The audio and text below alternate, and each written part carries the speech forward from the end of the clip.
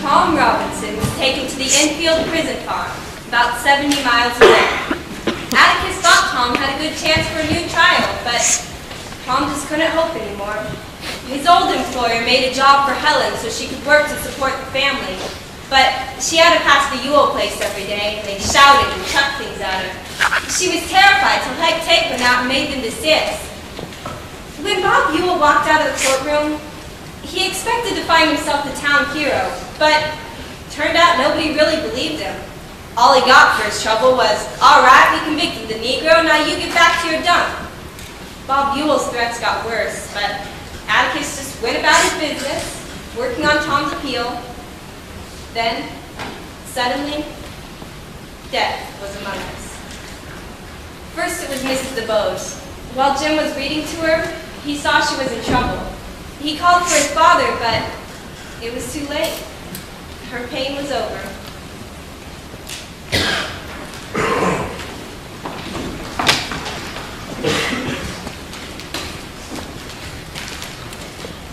That's why I had to read to her? She was given morphine for her pain. She became an addict. She wanted to break herself of it before she died. And reading to her was a distraction. I never knew. Her views on a lot of things are quite different to mine, but I was glad she wanted you to read to her. Because I wanted you to see... Hello, Finch. I wanted you to see what real courage is.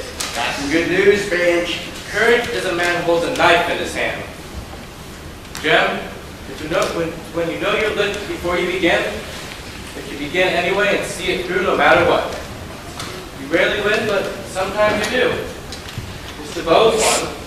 All 98 pounds of her. She died as clean as the mountain air. Don't you want to hear, Finch? Atticus, Yes? got news. Tell me. I tell you, they shot that nigger. Tom's dead. They shot Tom? Heck? He was running. It was during the exercise period. They said he just broke down into a blind-moving trunch at the fence and started climbing over, right in front of him. Oh my God. Cal, take the children inside. They put 17 bullet holes in them. Didn't they try to stop him? Didn't they give him any warning? They shouted, and then they fired a few shots into the air. They didn't shoot at him until he was almost over the fence. How can they shoot Tom? He was just an escaping prisoner. He wasn't Tom to them. Why didn't he wait for the appeal? I told him we had a chance, but I guess he's just tired of wiping his chances. Ain't it just like a nigger to cut and run? You come inside, Scout. Is there anything else you'd like to say, Mr. Ewell? Yes. I say there's one down, 2 to go. Now guess who's gonna be next? I think I'd keep a shotgun loaded with a double L. He doesn't have a shotgun. I can't believe Bob Ewell would ever come after me. But if he should, I'll deal with him. You would. Has Tom really shot 17 times? There's Tom, but I don't know. You better be careful, Atticus. Don't worry, I will. Atticus, I'm worried about you. When did she get a gun? I thought I told him twice to go inside. And remember, we've heard enough about guns.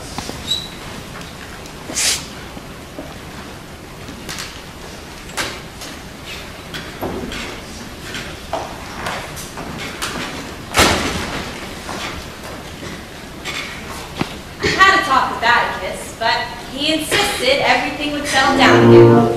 After a fashion, he said. And it did. The Maycomb ladies arranged a pageant at the school auditorium with taffy poles, apple bobbing, and children costumed to represent the town's agricultural products. A girl butter bean, a cow, a peanut. When I saw Jem leave the Scout, she was representing pork, Jem holding onto her hog. The wind was already getting heavy when they left. It looked like it might be storming before they got home. The pageant ended with everyone singing, "Maycomb County, we will, I be true to thee." Then the children got out of their paper costumes to go home. And Jem and Scout began their longest journey together. The moon had been in and out of the heavy rain clouds, but as they started home, it was black dark. And there was the stillness that comes before a thunderstorm. Somebody just walked over my grave.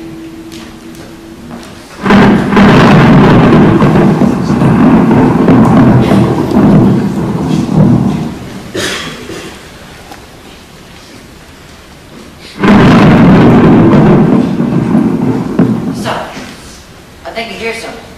You trying to scare me? Come on. Someone's following us.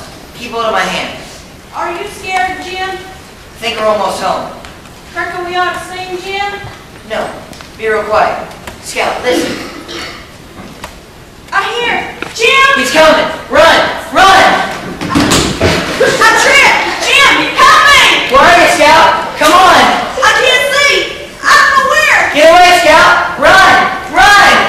Jim! Ah! Jim! Help us! Someone help!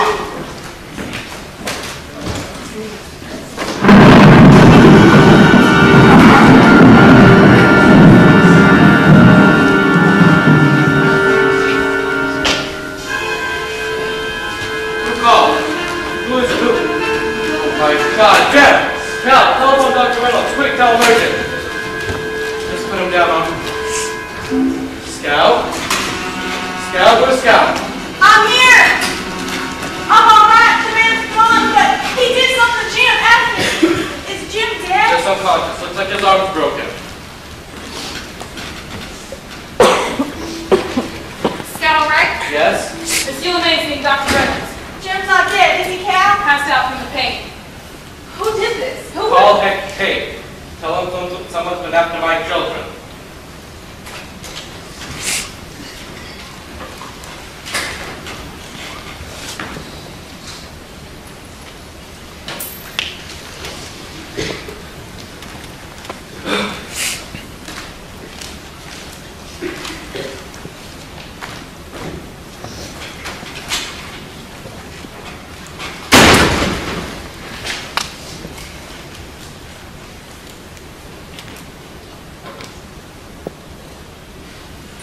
While before Dr. Reynolds finished with Jim. Said it looked like someone tried to wring his arm off. Said it would be a while before Jim could play football again. Told Scout that Jim positively was not dead. Atticus? Come on in, Hack. Did you find anything? I can't conceive of anyone who'd do this. Stay outside. What is it? Maudie was lying on the ground yonder with the kitchen knife stuck up under his ribs. He's dead, Mr. Finch. Dead. Are you sure? Good and dead. You won't hurt these children again. But The mean as hell, low-down skunk with enough liquor in him to make him brave enough to kill children. I thought he got it out of him the day he spat at me. And if he didn't, I thought I'd be the one he'd come after. Now you know better. He broke Jim's arm, and then did he grab you, or No. Someone came out to help. Someone. who was it? Well, there he is, Mr. Tate. He'll tell you his name. Hey, Boo. His right name's Mr. Arthur. Boo is just his nickname. Jean Louise, Mr. Arthur Radley. You can take him inside if you like. You can sit by Jim. Would you like to come in, Mr. Boo?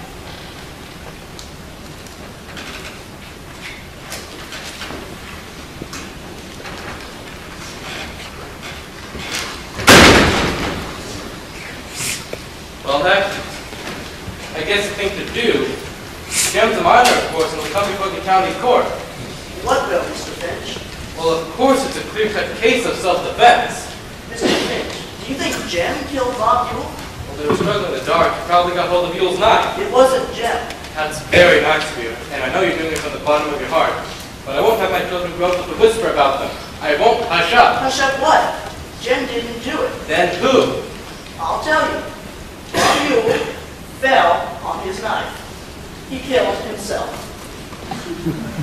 Heck, I won't have my children hear me say something they know not to be true. If I do, I won't have them anymore. I can't live one way in town and another way in my home. Mr. Finch, I hate to fight with you when you're like this. You've been under a strain no man should ever have to go through. Maybe that's why you're not putting 2 and 2 together. But if it wasn't Jim, Of course it wasn't. His arm was broken. if it wasn't Jim, then it would have to be. Put that out of your mind, Mr. Finch. I already told you what happened. But This isn't your decision, Mr. Finch. It's all mine. It's my decision and my responsibility. What are you There's saying? not much you can do about it. What are you saying, Captain? I'm saying there's a black man dead for no reason, and the white man responsible for it is dead. So let the dead bury the dead this time, Mr. Finch. What about... I never heard tell it's against the law for a citizen to do his utmost to prevent a crime from being committed, which is exactly what Boo Radley did.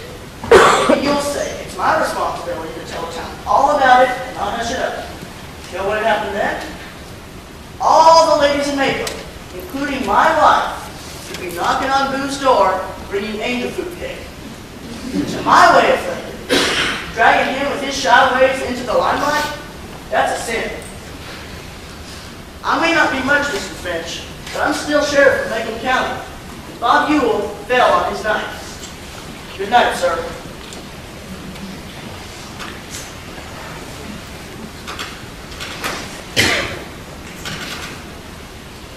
Scout?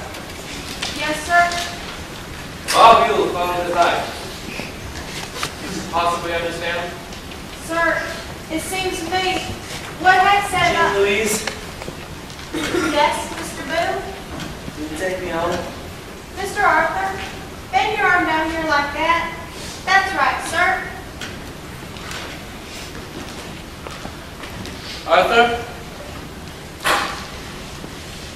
Thank you for my children.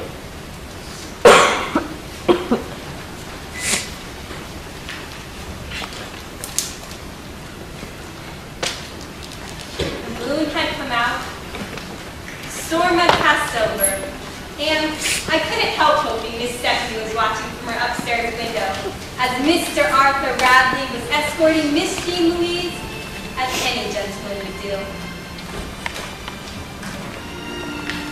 None of us ever saw him again, but I saw something else. Neighbors bring food with death and flowers with sickness, and Boo was our neighbor. He gave 2 children a pair of zipped up good luck pennies, a stick of chewing gum, and their lives. Miss Jean Louise? You didn't have to stand Boo Radley to know him. Just standing on his porch was enough. You feel all right, girl? I feel old. Jim and I still have to be grown, but there's not much left for us to learn. Well, except maybe algebra. Expect you'll handle it. Is Jim awake yet? That's asleep. Won't we wait till morning? And what had Tate said about Boo Radley, about bringing him into the limelight, Heck was right. How's that?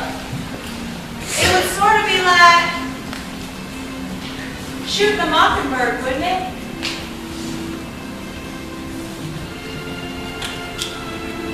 Let's go sit with Jen. All those crazy ideas we had about Boo Radley, but Atticus, he's real nice. Most people are, Scout. We can finally see them.